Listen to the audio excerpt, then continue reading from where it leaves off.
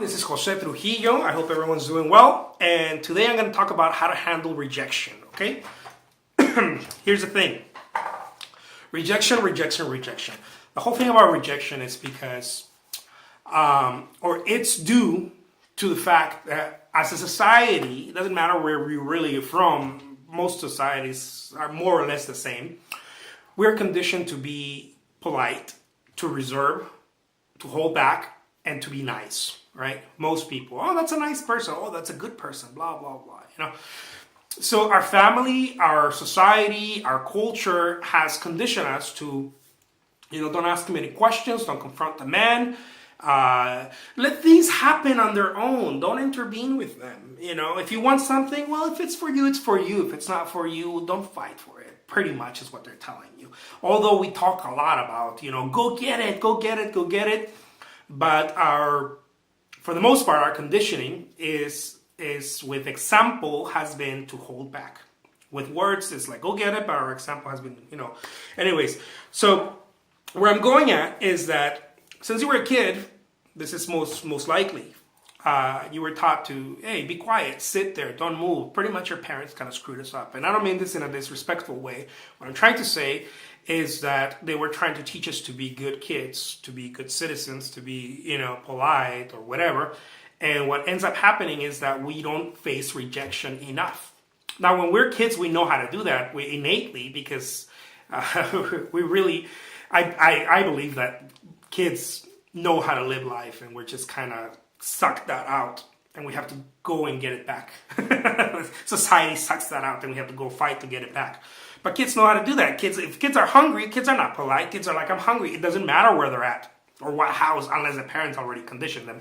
If kids need to sleep, a kid won't be like, oh, well, I'm going to wait it out. No, they're going to go to sleep. It doesn't matter who's talking. It doesn't matter if some prominent person or the president's talking. They're going to fall asleep because they're doing what is natural to them for their survival. So the problem is, again, how do we handle rejection? Well, there is only one way to handle rejection. A lot of people teach you have to train. You have to train. And I'm talking about rejection in all, right? You have to train. For example, if you want to get the gallery exhibit or you want to sell a piece of artwork to someone, a lot of people are like, well, you got to train sales and this and that. Of course you have to. I am not a sales expert and I'm not going to pretend to be one here. But I believe that a lot of effort is spent on training. And I think you have to do both.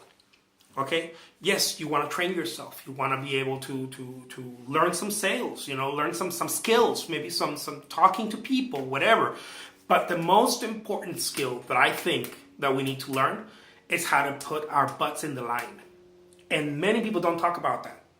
And I think that based on my experience, what has worked for me is that you have to learn in the trenches. You have to lean in, as I mentioned in other videos. And there is really no strategy for that. There's really nothing for that. Persistence, leaning in, there is no strategy. It really comes down to heart. And rejection is something that we have to face because we stop facing it. Again, because of parents, blah, blah, we stop facing rejection. When we're in high school, we want to talk to that girl or that guy or whatever. And they kind of gave us a face or I don't know, whatever happened in your life. But at some point we started holding back and we stopped facing rejection. And the reality is that we have to get a lot of no's before we get a yes.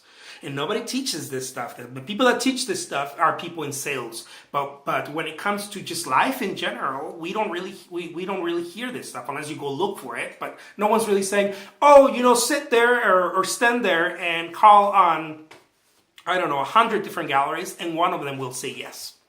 Bling, bling, bling, bling. There's some food for thought for you guys. But no one really says this stuff, in general. So again, the way to handle rejection is to lean towards situations where you can get rejected. You have to. You just have to. People, they didn't call me back. Oh, well. I called them and I told them what I wanted, or I told them I this proposition for this painting or this commission or whatever it is, whatever gig you do, and the person didn't seem interested. Oh, okay. Well, call them again. Send them a letter. do something different. I don't know. Do it in different ways, but keep doing it if it's important, right? If it's not important, then just walk away. But if it's important to you, then you need to get someone to be like, you know what? I don't really want it. Look at me. Listen to me. I don't want it. And it's hard for us. It's hard for us, but we have to, because that's where we learn, and that's where we get smart also. That's where the strategies come in. We start getting smart. Okay, well, I tried different ways and they said no. How about if I try it this way? How about if I, and we innately know how to do this. We don't need someone to teach us. Although there's a lot of people teaching, blah, blah, blah, but we innately know how to do this. The reason why we don't do it is because we're afraid. So we need to put our butts in the line more often. That's how we handle rejection. I'll leave you with that. The name is Jose Trujillo. Take care, guys. Till next time.